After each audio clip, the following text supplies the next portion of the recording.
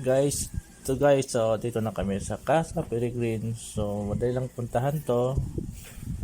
Ito yung mga view na makikita natin sa loob ng Casa Peregrine. Yung mga kabundukan, yung kabundukan ng Sierra Madre. Yan guys, so, makikita natin yung mga kaulaban.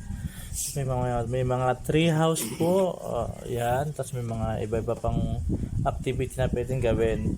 So sa mga pagkain naman, meron ditong restaurant na pwedeng kainan. Maraming pagpipilian. To the milk tea, halo-halo, o so and so on. Marami pa dyan guys. So, ang ganda talaga guys, pag kayo napunta rito sa lugar ito, sobra. Mawawala talaga yung problema nyo. Nakaka-chillax talaga. Nakaka-relax. Grabe. Yan.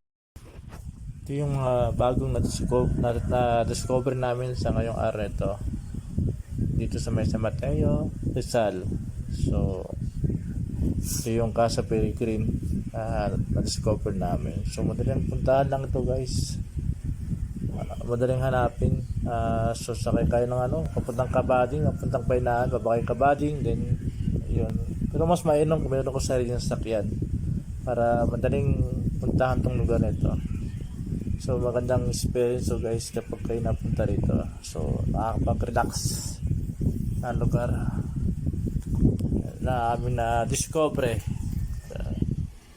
itong lugar nito.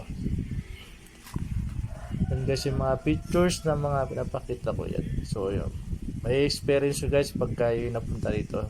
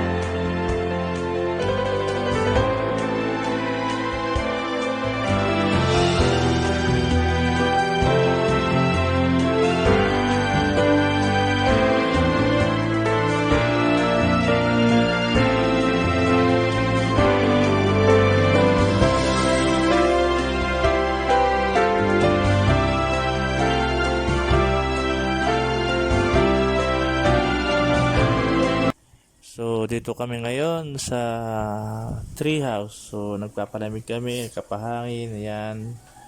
Pa selfie, habang nakaupo at nagkikwentuhan na walang kwenta. Ayan guys, so nakikita yung likod dyan, so napakalalim yan. Kapag sumilip ka sa baba, malulula ka dahil sobrang taas. Pero makikita mo naman lahat ng kabundukan, yung view ng Sierra Madre, yung bundok ng Sierra Madre, so makikita nyo yan guys. Tapos yung mga clouds, yan, yung mga kaulapan, halos malapit na sa amin yung mga ulap. Ganda tingnan guys. So yan yan guys yung makikita nyo kapag nasa taas kayo ng treehouse. Ayan na makikita nyo sa mga kabundukan. So sobrang nakakalula kapag na sumisilip ka pa ba. Ayan, so ang lalim. So maliban sa may mga activity po dyan sa baba. May mga hangin bridge na pwede mong tawirin, at saka yung mga duyan na nasa ere ka. Yan, so ang ganda guys, nakaka-relax talaga sobra. So ang ganda po ng view. Yan yung isa yung nakaka-relax din guys. So try nyo guys at pumunta din kayo rito guys. Maganda guys.